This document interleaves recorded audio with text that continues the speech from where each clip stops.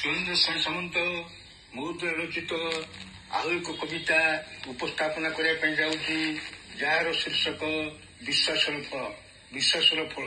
ଏହି ଭିଡିଓଟି ମୋର ଜ୍ଞାନୀ ଶ୍ରୋତାମାନଙ୍କୁ ଯଦି ଭଲ ଲାଗେ ତାହେଲେ ଲାଇକ୍, ସେୟାର ଆଣ୍ଡ ସବସ୍କ୍ରାଇବ କରିବା ପାଇଁ ଅନୁରୋଧ କରୁଅଛି। ନମସ୍କାର। ବିଶ୍ୱାସର ଫଳ। ବିଶ୍ୱାସର ଫଳ। ପାରାଦୀପ ସମୀପ ଗୋଟିଏ ଗାଁକୁ, ପାରାଦୀପ ସମୀପ ଗୋଟିଏ ଗାଁକୁ ଗଲି ସର୍ବେକ୍ଷଣ ପାଇଁ।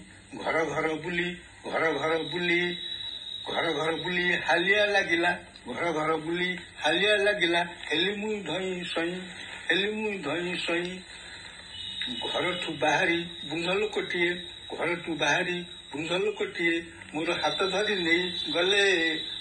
ଧରି ନେଇ ଗଲେ। ବୋହୂମା ତାଙ୍କର ପାଣି ଗ୍ଲାସ ଧରି ମୋ ପାଖରେ ଠିଆ ହେଲେ। ବୋହୂମା ତାଙ୍କର ପାଣି ଗ୍ଲାସ ଧରି ମୋ ପାଖରେ ଠିଆ ହେଲେ। ଗୋରା ଦେହ ତାଙ୍କ ଝଟକୁ ଥିଲା ହେ, ପିନ୍ଧୁଣ ଶଙ୍ଖା ସିନ୍ଦୁର। ତାଙ୍କ ଫେରି ଚାଲି ସରୁ ଓଢ଼ଣାଟି ମୋହୁଥିଲା ମନ ମୋର। ଶ୍ୱଶୁର ତାଙ୍କର ପାନ ଖାଉଥାନ୍ତି, ଛୋଟ ନାତିକୁ କାଖେଇ। ଖରାବେଳେ ଆହେ ସରକାରୀ ବାବୁ, ଘର ଘର ବୁଲ କାହିଁ।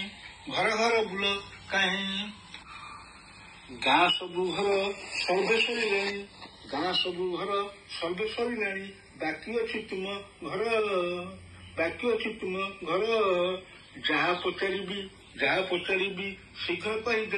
ଯାହା ପଚାରିବି ଶୀଘ୍ର କହିଦେଲେ, ପଳାଇ ଯିବି ସଅଳ। ଖରାବେଳେ କଣ ମଣିଷ ଯାଆନ୍ତି, ଯିବ ଖାଇ ପିଇ ସାରି। ବୋହୂଟି ତାଙ୍କର ପରଶୁଣ ଦେଲା, ଭଳି ତରକାରୀ।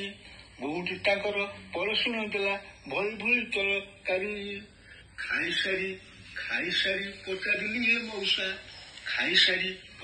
ହେ ମଉସା, ପୁଅ କଣ କରୁଛନ୍ତି?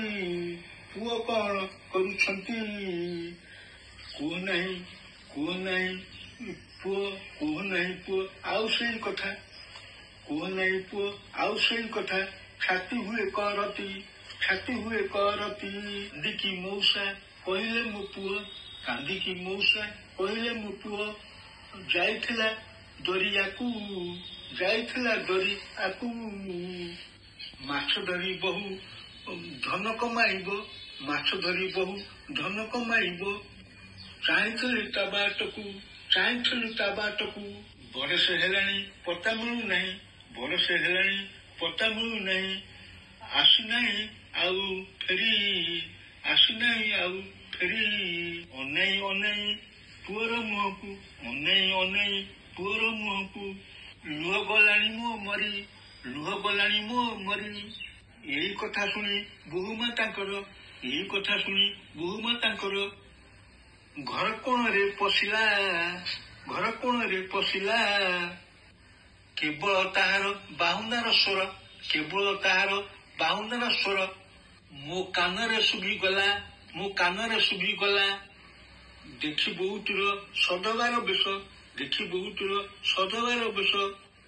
ମନରେ ହୁଏ ସଂଶୟ। ମଉସା ଗୋ ମୋର ଖୋଲି କରି କୁହ। ସଧବା ବେଶ ବିଷୟ। ବହୁତର ମୋର ଦୃଢ ବିଶ୍ୱାସ ଯେ ତାର ସ୍ୱାମୀ ବଞ୍ଚିଛି।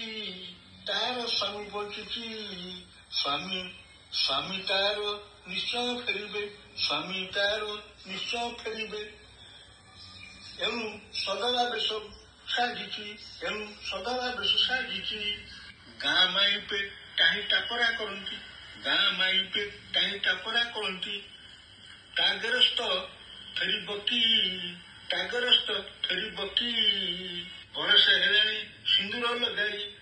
ହେଲାଣି ସିନ୍ଦୁର ଲଗାଇ ବୁଲୁଅଛି ବୁଲୁଅଛି ଅଲାଜିକି ନୀତି ଯାଏ ସିଏ ସମୁଦ୍ର କୂଳକୁ ନୀତି ଯାଏ ସିଏ ସମୁଦ୍ର କୂଳକୁ ଲୁହ ଭୟ ଝର ଝର ଲୁହ ଭୟ ଝର ଝର ପ୍ରାର୍ଥନା କରେ ହେ ବରୁଣ ଦେବତା ପ୍ରାର୍ଥନା କରେ ହେ ବରୁଣ ଦେବତା ଫେରାଇ ଦିଅ ମୋ ବର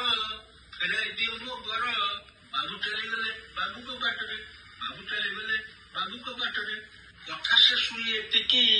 କଥା ସେ ଶୁଣି ଏତିକି କିଛି ଦିନ ପରେ ସେ ପୁଣି ଆସିଲେ ପଡ଼ିଲେ ଦେଖି ଚମକି ସେଇ ଘରେ ପୁଣି ହସ ଉଲ୍ଲାସର ପସରା ଯାଇଛି ମେଲି ବୋହୁମା ବରୁଣ ଦେବତାଙ୍କ ଠାରୁ ତାବର ପାଇଛି ଫେରି ନମସ୍କାର।